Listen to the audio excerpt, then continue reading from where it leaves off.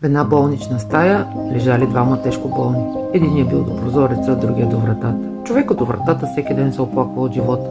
Колко несправедлив и просто ужасен е той. Този до прозореца винаги му казва: не говори така, живота е прекрасен. Дори и в момента, навън е пролет. Всички пеят, всичко зеленее, а семейство катерички си играе на дървото. Всеки ден му разказвал нещо красиво, което той е виждал през прозореца. Човекът до вратата с нетърпение очаквал историите му. Слушайки го, дори в един момент наистина взел да вярва, че живота е прекрасен. Но дълбоко в себе си той му завиждал и искал неговото место до прозореца. И тайничко му пожелавал най-лошото. Един ден то се случило. Човекът до прозореца починал. Тогава този до вратата заел местото му. Щастлив, че най-накрая ще вижда красотата на живота с очите си, погледнал през прозореца и видял една тухлена стена на сградата отсреща.